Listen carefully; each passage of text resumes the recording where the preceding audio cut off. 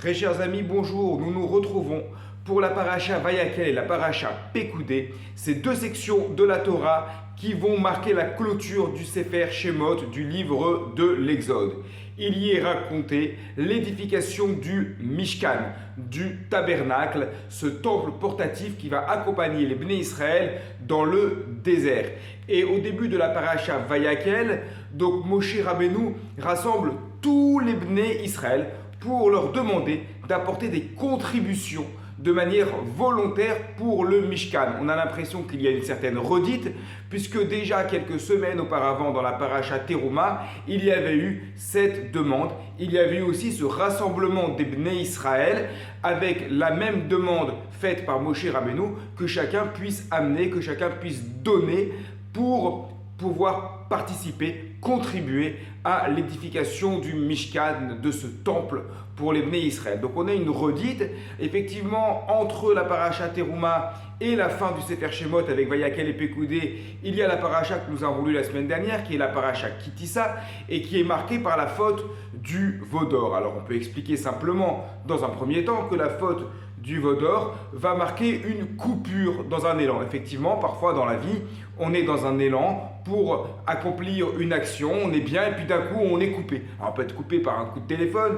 on peut être coupé par quelque chose qui n'était pas prévu dans notre vie professionnellement, familialement et qui va changer la donne. Et du coup, une fois que l'élan est coupé, on doit reprendre l'entreprise dans laquelle on s'était lancé au début. Donc on peut expliquer cette redite de cette manière-là. Cependant, le Rav Kaminetsky dans le Emet Yaakov remarque qu'il y a une différence, il y a un point particulier au début de la paracha Vayakel.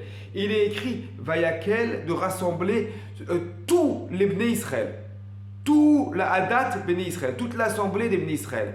Alors que dans la paracha Teruma, lorsqu'il était demandé la même chose, c'est-à-dire d'apporter une contribution pour le temple, eh bien il était simplement demandé de rassembler les Bnei Israël. Donc là, on insiste dans la paracha Vayakel qu'il faut que tout le monde, que toute l'assemblée, que tout le monde soit présent. Les hommes, les femmes, les enfants, tout le monde doit être là. Pourtant, c'est la même chose qui avait déjà été demandée et il n'y avait pas eu cette insistance sur le fait de rassembler tout le monde. Et donc, le Emet Yaakov va répondre à cette différence entre la paracha Teruma et la paracha Vayakel par rapport à ce dont nous avons parlé la semaine dernière à propos de la paracha Kitissa, avec ce fameux Talmud de Jérusalem qui raconte qu'au moment de la faute du veau d'or, il n'y a pas eu seulement une rébellion contre Dieu, mais il y a eu une guerre civile entre les Bnei Israël. Chaque tribu voulait faire le veau, l'idole, d'une certaine manière. Chaque tribu voulait le faire ainsi, et donc il y avait énormément de disputes, et on était donc aux antipodes, on était complètement à l'opposé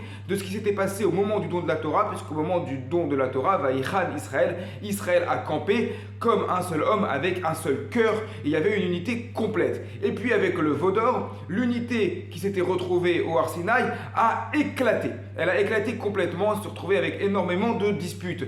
Et voilà que maintenant arrive, la faute du veau d'or est terminée. Ça y est, il y a eu la kapara, il y a eu l'expiation, il y a eu la teshuva, il y a eu le repentir, et maintenant le peuple d'Israël, il veut avancer. Oui, mais lorsqu'il y a eu une grande dispute, lorsqu'il y a eu des discordes immenses, on ne peut pas dire simplement « Allez, maintenant on avance et on fait comme si de rien n'était ».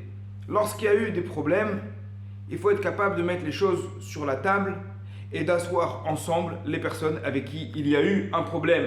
Et c'est exactement ce que va faire Moshe Rabbeinu ici.